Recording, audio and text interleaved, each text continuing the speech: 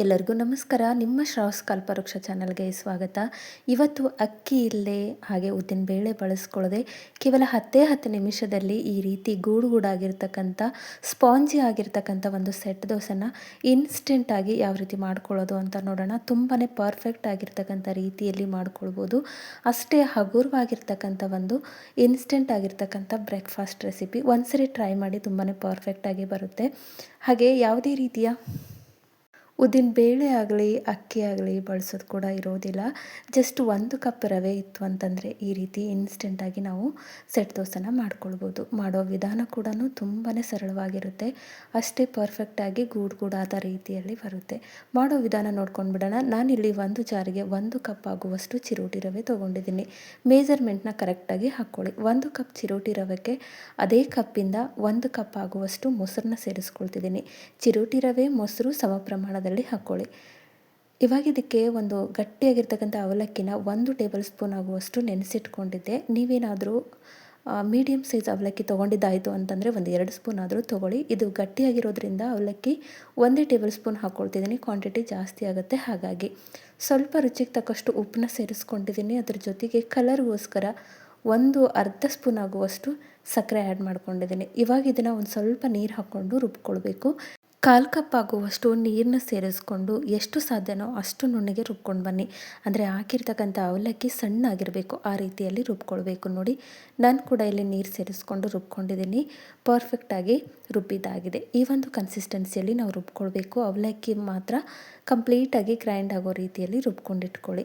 ನೀರು ಕೂಡ ನೋಡಿಕೊಂಡೇ ಸೇರಿಸ್ಕೊಳ್ಬೇಕು. ಏಕದಮ್ ಒಮ್ಮೆಲೆ ಎಲ್ಲ ನೀರನ್ನು ಸೇರಿಸ್ಕೊಂಡದ್ದಾಯಿತು ಅಂತಂದರೆ ಹಿಟ್ಟು ತೀರ ತಿಳಿಯಾಗಿಬಿಡುತ್ತೆ. ಹಾಗಾಗಿ ಸ್ವಲ್ಪ ನೀರನ್ನ ಸೇರಿಸ್ಕೊಂಡು ರುಬ್ಕೊಳ್ಳಿ. ಕ್ವಾಂಟಿಟಿ ನಿಮಗೆ ಜಾಸ್ತಿ ಬೇಕು ಅಂತ ಅನ್ನೋದಾಯಿತು ಅಂತಂದರೆ ಅಳತೆ ಕಪ್ನ ದೊಡ್ಡದಾಗಿ ತೊಗೊಳ್ಳಿ. ಜಾರ್ ತೊಳೆದಿರೋ ನೀರನ್ನ ಕೂಡ ಸೇರಿಸ್ಕೊಂಡು ಒಂದ್ಸರಿ ಕಲಿಸ್ಕೊಳ್ತಿದ್ದೀನಿ ಹಿಟ್ಟನ್ನು ಎಷ್ಟು ನೀವು ಕಲಿಸ್ತಿರೋ ಅಷ್ಟು ಹಿಟ್ಟು ಹಗುರವಾಗುತ್ತೆ. ಆದರೆ ಅಡುಗೆ ಸೋಡಾ ಆಗಲಿ ಈನೋ ಆಗಲಿ ಹಾಕದೆ ಮುಂಚೆ ನೀವು ಹಿಟ್ಟನ್ನು ಕಲಿಸ್ಕೊಳ್ಬೇಕು. ಅಡುಗೆ ಸೋಡಾ ಆಗಲಿ ಈನೋ ಆಗಲಿ ಅಥವಾ ಬೇಕಿಂಗ್ ಸೋಡಾ ಆಗಲಿ ಆದಮೇಲೆ ನೀವು ಹಿಟ್ಟನ್ನು ಭಾಳ ಹೊತ್ತವರೆಗೂ ಕಲಸೋಕ್ಕೆ ಹೋಗಬಾರ್ದು. ಅದಕ್ಕೆ ಮುಂಚೆನೇ ನೀವು ಇದನ್ನು ಹಿಟ್ಟನ್ನು ಕಲಿಸ್ಕೊಂಡು ಹಗುರು ಮಾಡ್ಕೊಳ್ಬೇಕು. ಇವಾಗ ಒಂದು ಕನ್ಸಿಸ್ಟೆನ್ಸಿಯಲ್ಲಿ ಹಿಟ್ಟನ್ನು ರೆಡಿ ಮಾಡ್ಕೊಂಡಿದ್ದೀನಿ. ಒಂದು 10 ನಿಮಿಷ ಇದನ್ನು ರೆಸ್ಟ್ ಮಾಡೋಕ್ಕೆ ಬಿಡೋಣ. ನೋಡಿ, 10 ನಿಮಿಷ ಆಗಿತ್ತು. ಕರೆಕ್ಟಾಗಿ ಹಿಟ್ಟು ಸೆಟ್ ಆಗಿದೆ. ಅಂದರೆ ಹಾಕಿರ್ತಕ್ಕಂಥ ರವೆ ಆಗಲಿ ಅವಲಕ್ಕಿ ಮೊಸರಿನ ಜೊತೆಗೆ ಕರೆಕ್ಟಾಗಿ ಸೆಟ್ ಆಗಿರಬೇಕು. ಆ ರೀತಿ ಆಗಬೇಕು ಅಂದರೆ ಒಂದು 10 ನಿಮಿಷ ನೀವು ಹಿಟ್ಟನ್ನು ರೆಸ್ಟ್ ಮಾಡೋಕ್ಕೆ ಬಿಡಬೇಕು. ಇವಾಗ ಕರೆಕ್ಟಾಗಿದೆ. ಸ್ವಲ್ಪ ಗಟ್ಟಿ ಅನಿಸಿತ್ತು ಅಂದರೆ ಇನ್ನೊಂದು ಸ್ವಲ್ಪ ನೀರು ಹಾಕ್ಕೊಳ್ಳಿ. ಯಾಕಂದರೆ ರವೆ ಅರಳಿಕೊಳ್ಳುತ್ತೆ ನಾವು ನೆನೆಸೋಕ್ಕಿಟ್ಟಾಗ. ಹಾಗಾಗಿ ನೋಡಿಕೊಂಡು ಈ ಒಂದು ತೋರಿಸ್ತಿದ್ದೀನಲ್ಲ ಆ ಬ್ಯಾಟರಲ್ಲಿ ಹಿಟ್ಟನ್ನು ರೆಡಿ ಮಾಡ್ಕೊಳ್ಳಿ. ಇನ್ಸ್ಟೆಂಟ್ ಆಗಿರೋದ್ರಿಂದ 1 ಸ್ಪೂನ್ ಆಗುವಷ್ಟು ನಾನಿಲ್ಲಿ ಈನೋ ಬಳಸ್ಕೊಂಡಿದ್ದೀನಿ. ನೀವು ಬೇಕು ಅಂದರೆ ಬೇಕಿಂಗ್ ಸೋಡಾ ಕೂಡ ಹಾಕ್ಕೊಳ್ಬೋದು. ಇಂಟ್ರೆಸ್ಟ್ ಇಲ್ಲ ಅಂತಂದರೆ ಒಂದೇ ಒಂದು ಚಿಟಿಕೆ ಅಡುಗೆ ಸೋಡಾ ಆದರೂ ಹಾಕ್ಕೊಳ್ಳಿ. ಅಂದಾಗ ಮಾತ್ರ ಗೂಡಾಗಿ ಕಟ್ಕೊಳ್ಳುತ್ತೆ. ಅದಲ್ಲದೆ ಇನ್ಸ್ಟೆಂಟಾಗಿ ಮಾಡ್ತಿರೋದ್ರಿಂದ ಅಡುಗೆ ಸೋಡಾ, ಬೇಕಿಂಗ್ ಸೋಡಾ ಹಾಗೆ ಏನೂ ಅವಶ್ಯಕತೆ ಇರುತ್ತೆ. ಹಾಗಾಗಿ 3ರಲ್ಲಿ ಯಾವುದಾದ್ರೂ ಒಂದನ್ನು ಸೇರಿಸ್ಕೊಂಡು ಈ ರೀತಿ ಕಲಿಸ್ಕೊಂಡ್ರೆ ಮುಗೀತು. ನೋಡಿ, ಈ ಕನ್ಸಿಸ್ಟೆನ್ಸಿಯಲ್ಲಿ ಹಿಟ್ಟು ರೆಡಿಯಾಗಿರಬೇಕು. ಈ ಸೈಡಲ್ಲಿ ನಾನು ಗ್ಯಾಸ್ ಮೇಲೆ ಆಲ್ರೆಡಿ ದೋಸೆ ತವನ ಕಾಯಲಿಕ್ಕೆ ಇಟ್ಟಿದ್ದೆ. ಒಂದು ಸ್ವಲ್ಪ ನೀರು ಹಾಕ್ಕೊಂಡು ಈ ರೀತಿ ಕ್ಲೀನ್ ಮಾಡ್ಕೊಳ್ಳಿ.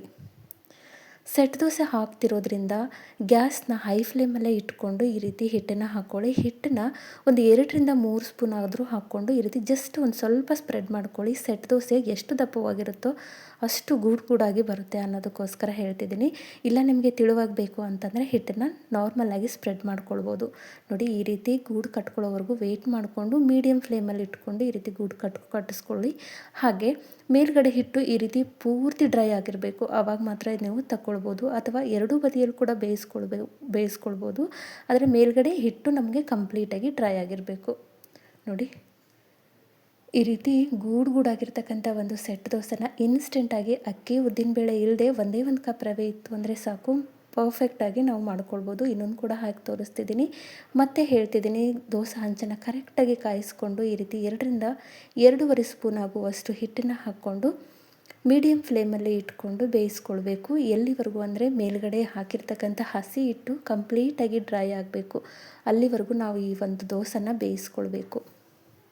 ಮೀಡಿಯಮ್ ಫ್ಲೇಮಲ್ಲಿ ಇಟ್ಕೊಂಡು ನಾವು ಬೇಯಿಸ್ಕೊಳ್ಳೋದ್ರಿಂದ ಈ ರೀತಿ ಕರೆಕ್ಟಾಗಿ ಸ್ಪಾಂಜಿಯಾಗಿ ಗೂಡು ರೀತಿಯಲ್ಲಿ ನಮಗೆ ಹಾಕಿರ್ತಕ್ಕಂಥ ದೋಸೆ ಗೂಡು ಕಟ್ಕೊಳ್ಳೋಕ್ಕೆ ಹೆಲ್ಪ್ ಆಗುತ್ತೆ. ಹಾಗಾಗಿ ಮೀಡಿಯಮ್ ಫ್ಲೇಮಲ್ಲಿ ಇಟ್ಕೊಂಡು ನೀವು ಗೂಡು ಕಟ್ಟಿಸ್ಕೊಂಡು ಮೇಲ್ಗಡೆ ಹಿಟ್ಟು ಡ್ರೈ ಆದಮೇಲೆ ನೀವು ತಗೊಳ್ಬೋದು. ಹಾಗೆ ಸಕ್ಕರೆ ಹಾಕಿರೋದ್ರಿಂದ ಕೂಡ ಕಲರು ಪರ್ಫೆಕ್ಟಾಗಿ ಬಂದಿದೆ.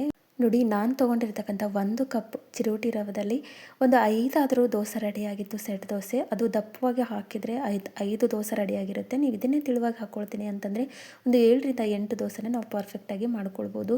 ಸಕ್ಕರೆ ಹಾಕಿರೋದ್ರಿಂದ ದೋಸೆ ಕಲರ್ ಕೂಡ ಪರ್ಫೆಕ್ಟಾಗಿ ಹೊಂಬಣ್ಣದ ರೀತಿಯಲ್ಲಿ ದೋಸೆ ಕಲರ್ ಬಂದಿದೆ, ನೋಡ್ತಿರ್ಬೋದು ನೀವು.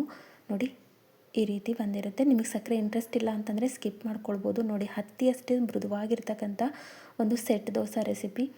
ಈ ಒಂದು ರೆಸಿಪಿ ಕೇವಲ 10 ನಿಮಿಷದಲ್ಲಿ ರೆಡಿ ಆಗ್ತಕ್ಕಂಥ ಒಂದು ರೆಸಿಪಿ.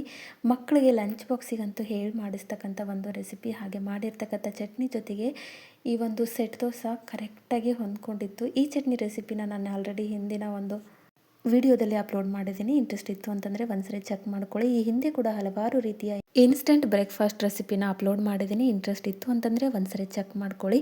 ಐ ಹೋಪ್ ಇವತ್ತು ನಾನು ಮಾಡಿರ್ತಕ್ಕಂಥ ಇನ್ಸ್ಟೆಂಟ್ ಸೆಟ್ ದೋಸೆ ರೆಸಿಪಿ ನಿಮಗೆ ಭಾಳ ಇಷ್ಟ ಆಗದ ಅಂದ್ಕೊಳ್ತೀನಿ. ಇಷ್ಟ ಆಗಿದ್ದರೆ ದಯವಿಟ್ಟು ನನ್ನ ಚಾನಲ್ನ ಸಬ್ಸ್ಕ್ರೈಬ್ ಮಾಡ್ಕೊಳ್ಳಿ.